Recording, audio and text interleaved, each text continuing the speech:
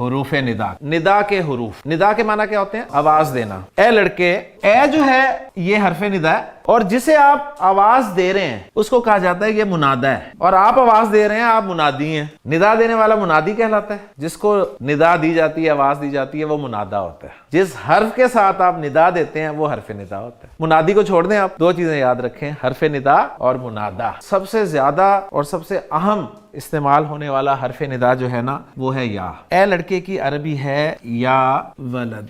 یہ معرفہ کی 7ویں قسم ہے کہ کسی نکرہ اسم سے پہلے جب حرف ندا یا آ جائے تو وہ نکرہ بھی معرفہ ہو جاتا ہے. حرف ندا اور جو منادا ہے نا اس کے کمبینیشنز کی کچھ صورتیں ہیں. پہلا کمبینیشن جو ہے یا پلس یا کے بعد منادا کوئی تنوین والا اسم ہو. تو اس کی ایگزامپل بھی ساتھ رکھتا ہوں میں. یا پلس زیدن از اکول ٹو، یہ کیا بنے گا؟ اس کو اب ذرا اچھی طرح نوٹ کر لیں، یہ بن جائے گا جی یا زیدو. جب یا استعمال ہوگا تنوین نہیں بولنی اور پیش کے ساتھ ہی بولنا ہے، اسے نہ زبر لگانی ہے اس پہ نہ زیر لگانی ہے. ولد پہ تنوین آتی ہے نا، تو جب یا لگایا آپ نے اس کے شروع میں تو کیا بن گیا؟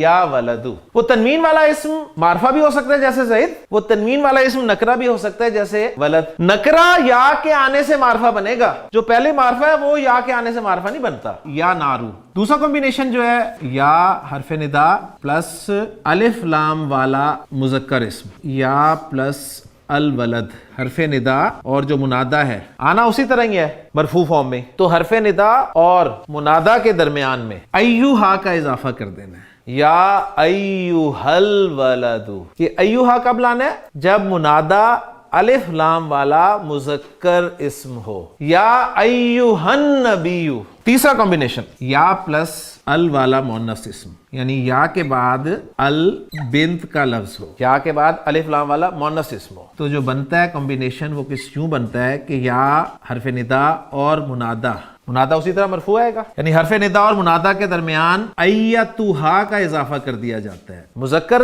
الف لام والے اسم کے لیے ایوہا اور مؤنث الف لام والے اسم کے لیے ایتوہا.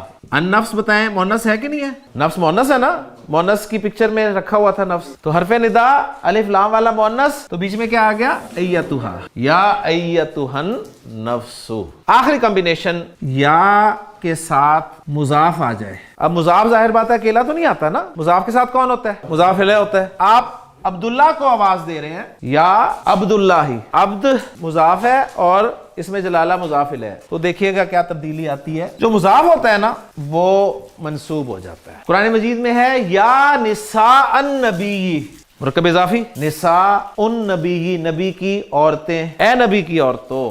قرآن مجید میں ہے یا بنی اسرائیل.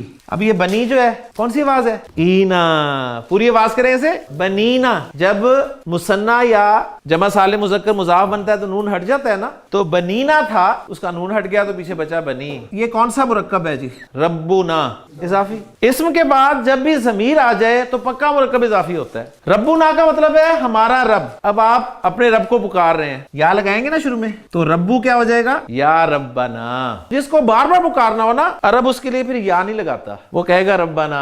میرے رب کی عربی ہے ربی، میرا رب. یا متکلم کی ڈیمانڈ تھی زیر ہونا، لہٰذا یہ زیر اس وجہ سے لگی ہوئی ہے، ورنہ یہ ربو. اگر اس سے پہلے یا لگ جائے حرف ندا تو یہ ربا بن جائے گا، لیکن یا متکلم کی ڈیمانڈ تو وہی ہے کہ زیر ہونی چاہیے، تو ربی ہی رہے گا. اب یا کو بھی نکال دیں، ربی بچا، اور ربی اینڈ والی یا اس کو بھی عرب تخفیف کے لیے نکال دیتا ہے، یعنی ہلکا کرنے کے لیے لفظ کو نکال دیتا ہے. تو پیچھے کیا بچتا ہے؟ اس ربی کے معنی ہے اے میرے رب. سبحانک اللہم و بحمدک اشہد ان لا الہ الا انت استغفرک و اتوب الیک.